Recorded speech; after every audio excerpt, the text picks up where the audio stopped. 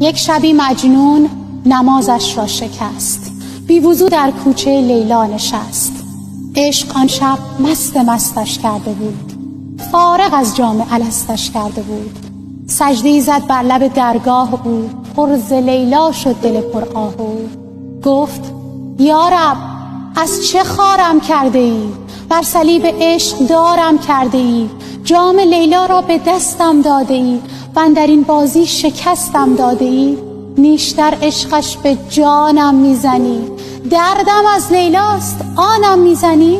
خستم زین عشق دلخونم مکن، من که مجنونم تو مجنونم نکن. مرد این بازیچه دیگر نیستم، این تو لیلای تو من نیستم.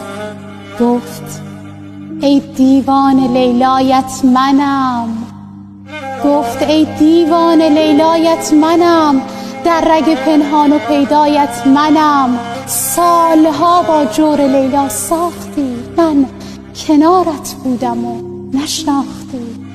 عشق لیلا در دلت انداختم، صد قمار عشق یک جا باختم.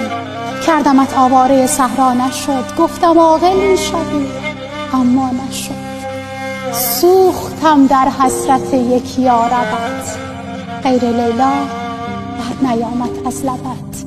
روز و شب او را صدا کردی ولی دیدم امشب با من گفتم ولی. مطمئن بودم به من سر میزنی، در حریم خانم در میزنی. حال این لیلا که خارت کرده بود، درس عشقش بیقرارت کرده بود. مرد راهم باش تا شاهت کنم، صد چو لیلا کشته در راحت کنم. کسی که با خدا باشه طعم عمیق و واقعی خوشبختی رو میچشه.